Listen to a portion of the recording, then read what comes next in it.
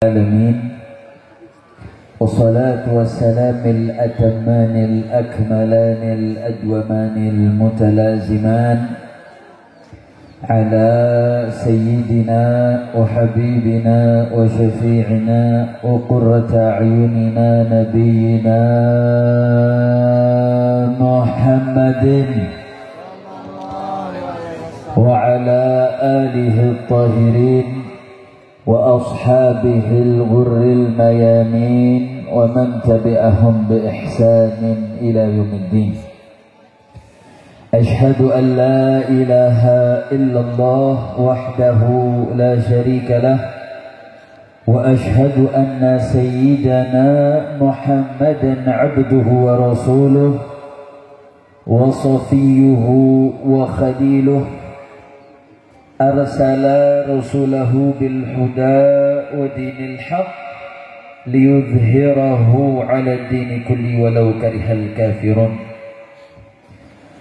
وفي هذه المناسبة السعيدة المباركة لا أنسى أن أوصيكم جميعا ونفسي المذنبة بالتقوى الله وبطاعة رسول الله صلى الله عليه وسلم، فنسأل الله تعالى أن يجعلنا جميعا من المتقين ويدخلنا جنته جنات النعيم بحق سيد المرسلين والحمد لله رب العالمين. Pada malam hari ini kita sama kumpul, sama duduk di tempat ini tidak lain tidak bukan karena munasabah daripada tahun baru Hijriyah yang merupakan munasabah tahun baru, yang mana tahun baru ini menjadi muntalaq, titik awal daripada penanggalan 1445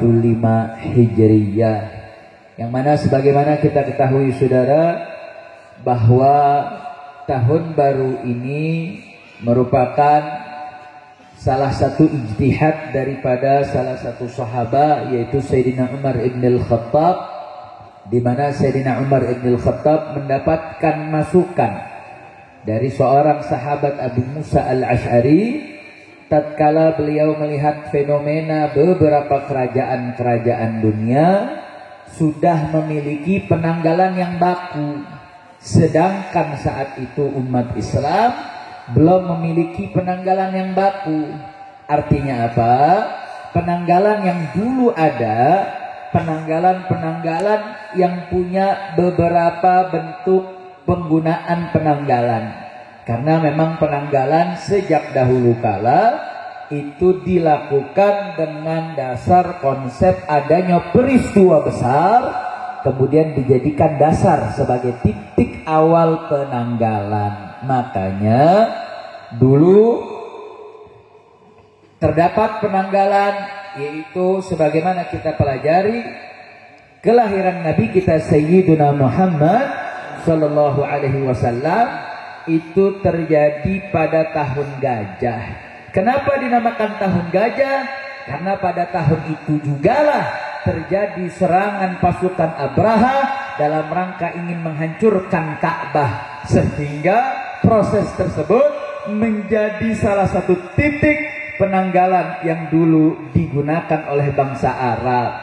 Kemudian terjadi lagi satu peristiwa besar, yaitu tahun Bi'tsah, tahun di mana diangkatnya Nabi kita Sayyiduna Muhammad sallallahu alaihi wasallam juga menjadi titik awal. Sebagian mengatakan ini berapa tahun daripada tahun Bi'tsah, sehingga ada yang menggunakan amul fil, tahun gajah, ada yang menggunakan tahun Bi'tsah. Begitu juga saat terjadinya hijrahnya Nabi sallallahu alaihi wasallam dari Mekah menuju Madinah juga merupakan peristiwa besar. Akhirnya ada yang menggunakan penanggalan tahun dengan amul fil tahun gajahnya, ada yang menggunakan tahun Bi'tsahnya, ada yang menggunakan tahun hijrahnya.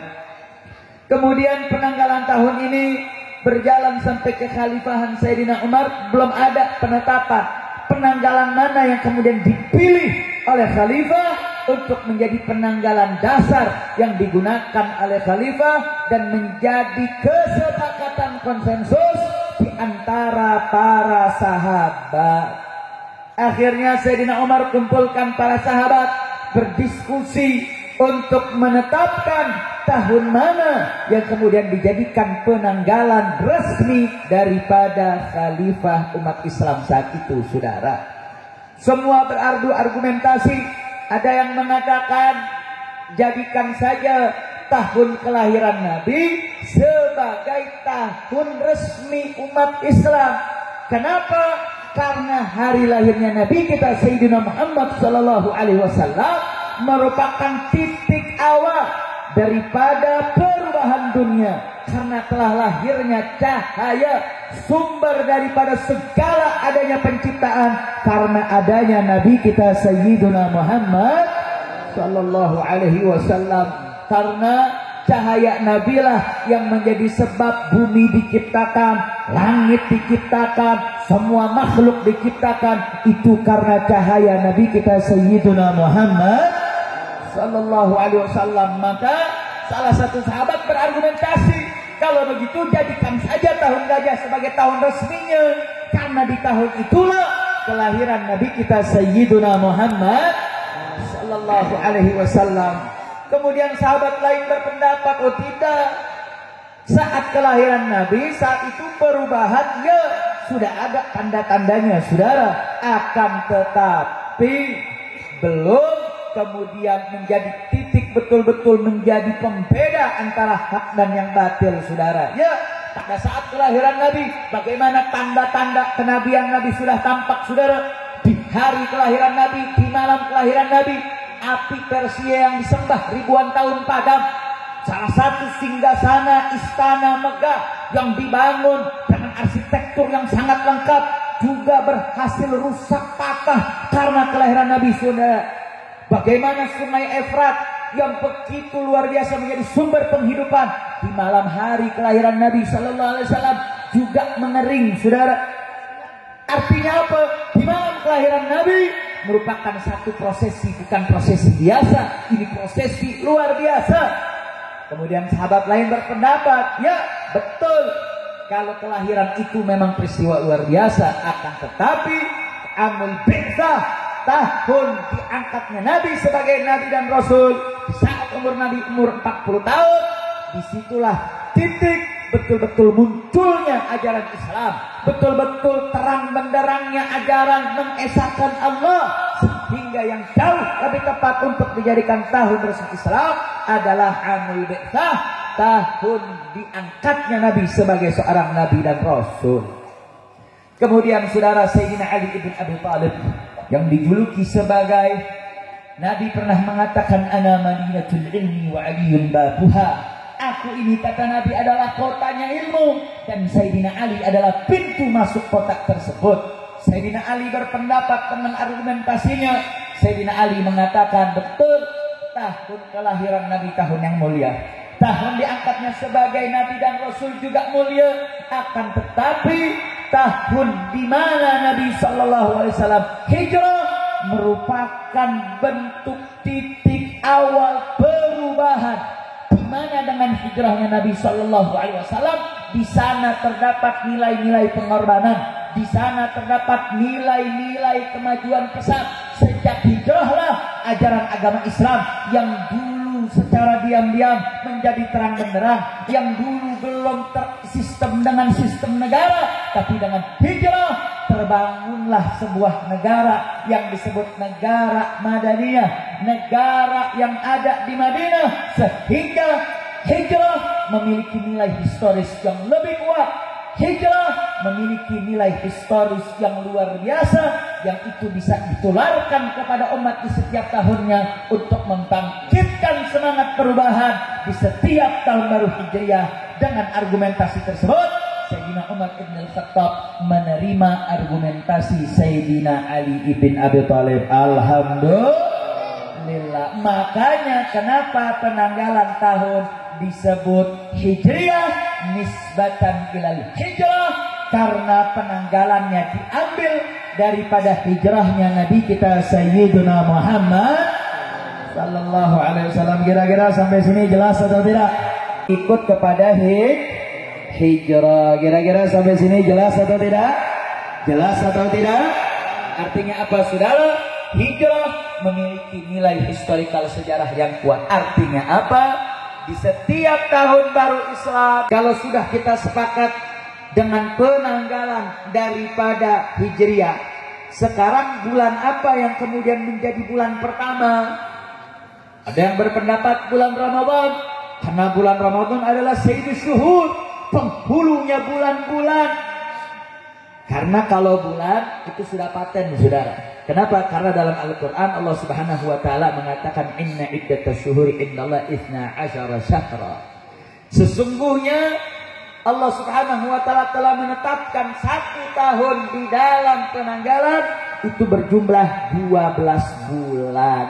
Sehingga kalau bicara soal bulan sudah paten saudara. Dan satu-satunya yang memiliki penanggalan sebanyak 12 bulan adalah penanggalan Islami. Karena yang kita sering pakai ada Hijri, ada Masehi. Masehi ini saudara perlu diketahui bahwasanya penanggalan Masehi yang pertama kali membuat sistemnya adalah seorang pendeta yang bernama Dionysius Ignatius, seorang teolog Vatikan yang merancang untuk bagaimana mengetahui hari Paskah itu terjadi, sehingga mereka membuat penanggalan dengan menghitung peredaran matahari, sedangkan Hijriah itu berdasarkan peredaran bulan terhadap matahari dan bumi. Sehingga pada awal mulanya penanggalan Masehi bukan 12 bulan tapi 10 bulan. Tapi ternyata dengan 10 bulan itu tidak paten. Akhirnya direvisi, diperbaiki di zaman Romawi kuno, di zaman Julius Caesar. Kemudian terjadi penambahan-penambahan dan revisi-revisi, sehingga itulah akhirnya penanggalan Masehi dijadikan sebagai penanggalan. Dan kapan kemudian sampai negeri kita Indonesia menggunakan penanggalan Masehi? Kalau kita tanya orang-orang dulu, mereka dulu lebih banyak penggunaan penanggalan Hijri dibanding Masehi, saudara. Tapi ketika Indonesia masuk sebagai negara yang ikut dalam Perserikatan Bangsa-Bangsa atau PBB, saat itu PBB mewajibkan semua negara yang tergabung di dalam PBB menggunakan penanggalan Masehi. Dan perlu diingat, kenapa saya perlu tekankan ini saudara? Karena sangat miris. Umat Islam saat ini lebih hafal bulan-bulan Masehi daripada bulan-bulan Hijri, betul? Betul? Saya mau tanya, kalau tanggal lahir biasanya lebih hafal Hijri apa Masehi? Masehi. Jawab yang jujur, Hijri apa Masehi? Masehi. Hijri apa Masehi? Masehi. Kalau ditanya kapan lahirnya, ada yang bilang bulan Januari, betul? Ada yang bilang bulan Februari, betul? Anda tahu nggak bulan Januari itu dasarnya nama dari apa diambilnya saudara? Januari itu diambil dari dewa Janus, dewa yang disembah oleh bangsa Romawi. Februari itu dewa Februarius, yang juga dewa yang diagungkan oleh bangsa Romawi.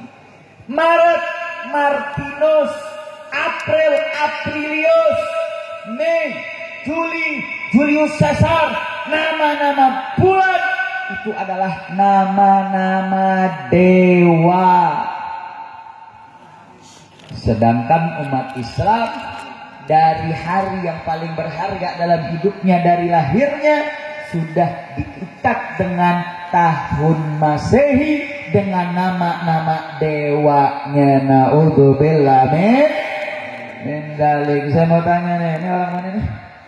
Kampungnya namanya Ciarok nih. Saya mau tanya, orang Ciarok mau ikut sahabat, mau ikut dewa? Jawab yang kompak. Mau ikut sahabat, mau ikut dewa? Mau ikut sahabat, mau ikut dewa? Saya mau tanya, kalau ikut sahabat Nabi masuk surga, masuk neraka? Masuk surga, masuk neraka? Kalau ikut dewa Persia, dewa Romawi, kira-kira masuk surga, masuk neraka? Surga apa neraka? Jadi orang Ciarok masuk surga, masuk neraka? Mau masuk surga atau masuk neraka? mau ditanyanya aja lemes. Kira-kira masuk surga masuk neraka? Masuk surga apa masuk neraka? Kalau masuk surga siap ikut sahabat? Siap ikut sahabat? Takbir. Beb, ini kan cuma tanggal-tanggalan doang. Kenapa repot sih, Beb? Saudara, bicara soal masalah tanggal menanggal, jangan anggap remeh. Nabi pernah bersabda, "Man tashabbaha biqaumin fahuwa minhum." Barang siapa yang menyerupai satu kaum, maka dia bagian daripada kaum tersebut. Saya teringat satu riwayat di mana saat pensyariatan azan menjadi satu yang masyru', saat itu Nabi dengan para sahabat di kota Madinah, dengan perkembangan umat Islam yang semakin pesat, sehingga Nabi berdiskusi, bermusyawarah dengan para sahabat, ini bagaimana cara mengumpulkan umat biar sholat 5 waktu, biar tahu pergantian dari subuh, masuk waktu zuhur, masuk waktu asar, dengan cara apa menginformasikan umat, mengumpulkan umat untuk sholat berjamaah di Masjid Nabawi. Satu sahabat kasih usul, ya Rasulullah Sallallahu Alaihi Wasallam, pakai bendera saja. Dengan kibaran bendera menjadi tanda masuknya waktu subuh, waktu sholat yang 5. Saya mau tanya, kalau yang kita tahu saat ini azannya pakai bendera, kira-kira orang Ciarok bangun nggak subuhnya pakai bendera? Jawab yang kompak, kira-kira kalau azan pakai bendera, kira-kira bangun apa kagak? Kira-kira bangun apa enggak? Pakai bendera Nabi nggak terima, saudara. Nabi bilang, ya, yang bisa lihat tahu ada pergantian waktu. Tapi kalau yang kafiful basar, yang nggak punya penglihatan, yang dia tidak bisa melihat seperti sahabat Ummu Maktum, yang tidak bisa melihat, dia nggak tahu pergantian waktu sholat, saudara. Nabi nggak setujui usulan sahabat tersebut. Kemudian sahabat lain memberikan usul, ya Rasulullah, kalau pakai bendera nggak disetujui, pakai lonceng saja. Saya mau tanya orang Ciarok, bendera enggak, coba kalau azannya pakai lonceng, kira-kira subuh bangun enggak? Bangun enggak? Kira-kira kalau azan subuh pakai lonceng bangun atau tidak? Paling kalau bangun dibilang, orang ngapain sih dagang es krim pagi-pagi? Nabi tolak usulan sahabat dengan lonceng, saudara. Apa penolakan Nabi? Nabi katakan lonceng itu syiarnya Yahudi. Lonceng itu syiar agama Yahudi. Nabi tolak karena lonceng syiar Yahudi. Nabi nggak terima, saudara. Nabi tidak setujui usul sahabat tersebut. Kemudian sahabat lain memberikan usul, kalau lonceng nggak bisa pakai trompet saja. Dulu trompet bukan pakai bahan kertas, tapi pakai tanduk daripada hewan domba, sudah. Nah, di Garut ini kan ada domba Garut, betul? Domba Garut tanduknya gede ya? Gede apa enggak? Orang Yahudi sama, dia ambil tanduknya domba, dia setting dengan settingannya, ditiup keluar suara jadi trompet, saudara. Lagi-lagi Nabi tolak usul tersebut untuk dijadikan syiar iklan pergantian waktu sholat 5 waktu. Gara-gara apa? Karena itu syiar daripada ajaran selain ajaran agama Islam. Akhirnya musyawarah nggak ketemu, saudara. Sahabat memberikan masukan demi masukan, tapi masukan tersebut tidak diterima oleh Nabi kita Sayyiduna Muhammad Sallallahu Alaihi Wasallam. Sampai akhirnya salah satu sahabat bermimpi. Dalam mimpinya diajarkan oleh malaikat tata cara azan dengan mulai Allahu Akbar, Allahu Akbar, Allahu Akbar, Allahu Akbar, asyhadu an la ilaha illallah, dan seterusnya sampai selesai. Dia bergegas datang kepada Nabi, diceritakan kepada Nabi. Nabi setuju, Nabi sepakat, dan Nabi perintahkan sahabat yang bermimpi tersebut untuk azan. Dia katakan suaranya tidak bagus, diperintahkanlah Bilal bin Rabah untuk naik ke tingkat tertinggi daripada Masjid Nabawi untuk melakukan azan, sehingga azan menjadi sesuatu yang disyariatkan. Alhamdulillah. Berarti saya mau tanya, menyerupai ajaran agama lain oleh Nabi diterima apa ditolak? Jawab yang kompak, diterima apa ditolak? Diterima apa ditolak? Ditolak, saudara. Artinya apa? Ini bukan hal sepele. Sesuatu yang sudah menjadi syiar agama lain, kemudian umat Islam membesar-besarkan syiar tersebut, itu sesuatu yang terlarang. Makanya Nabi katakan, man tashabbaha biqaumin fahuwa minhum. Barang siapa yang menyerupai satu kaum, maka dia bagian dari kelompok tersebut, saudara. Makanya Nabi Allah Subhanahu wa taala dalam Al-Qur'an udah ingetin, hati-hati. Ini orang-orang di luar Islam, mereka menjadikan umat Islam ini jadi target mereka, saudara. Mereka jadikan umat Islam ini menjadi urdah, menjadi mustahdaf, menjadi target untuk mereka rusak, untuk mereka masukkan pemikiran-pemikiran mereka, saudara. Makanya Allah sudah ingatkan, walan tarda ankal yahudi walan nasara hatta tattabi'a millatahum. Tidak akan pernah redha Yahudi, Nasrani, kecuali umat Islam akan hatta tattabi'a millatahum, ikut millah mereka. Saudara, kata millah ini asmal minad-din. Dia lebih sumur, lebih komprehensif, lebih luas cakupannya dari sekedar agama, saudara.